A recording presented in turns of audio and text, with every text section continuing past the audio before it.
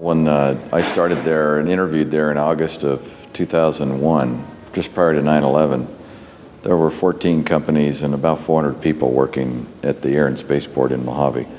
Today, in the state of California, in aerospace, in this economy, we have 69 new contracts. We have an active rail yard. We have soft tire interchange, and we have a thriving aerospace business on the secure side of the fence, and 2,600 people working at the airport. And it is a true aerospace success story in a real tough economy in California. And the reason I'm here in Sacramento or in Palo Alto is to try and retain that business in California when the economy improves. Well, as Jeff Greason has continued to say through this recession, the only problem with California is that it's in California, and policies do matter. And one of my best examples was under the Schwarzenegger administration after Spaceship One achieved the Ansari X Prize in 2004. We were invited to Sacramento to meet with the governor's economic development advisor, Mr. David Crane. And David met us along with the Virgin executives at the time and brought us into the office and point blank asked us, why do you want incentives? The Japanese don't require incentives. Why do the Brits want incentives? And I thought that was a pretty rough way to say, good morning, would you like cream with your tea? It was before we had even had our seats. And the follow-up to that was incentives are a race to the bottom, and we don't offer incentives in California. And I'm here to tell you today that Mr. Crane was absolutely right. Lack of incentives has now landed California to be ranked 50 out of 50 of the 50 states in business-friendly environments.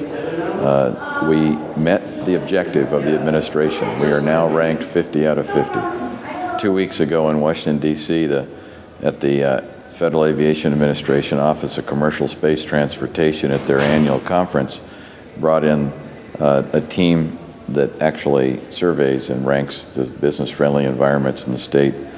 And then the keynote speaker that day was the governor of Virginia. And he was very proud of the fact that 20 years ago, when the internet began, 100% of the internet traffic flowed through the Silicon Valley of California. And today, 60% of the internet traffic and literally the internet traffic has exploded, travels through Northern Virginia. And he was very proud of the fact that policies and words do matter, and he was able to attract that business from the West Coast to the East Coast into Northern Virginia. He's also very proud of the fact that he has invested, along with the state of Maryland, $6 billion to establish Wallops Island and attract business from Space Florida and California in this new emerging commercial space industry to Virginia. And that was basically his entire message. It's very similar to Governor Richardson's message from New Mexico, that he wanted to build an enterprise recognizing that the children were the greatest export in New Mexico. And on his watch, in 8 years in the big house in Santa Fe, he wanted to develop Spaceport America. Now here's a governor who was raised in California and now the governor of New Mexico. And as Governor Richardson has told me many times, he said, Stu, California's made it real easy for us. He says, to attract businesses. He said at one time all we needed is a sign out on Route 40 or Route 10, Interstate 10 or 40 saying you're welcome here. There were so many people leaving California heading east.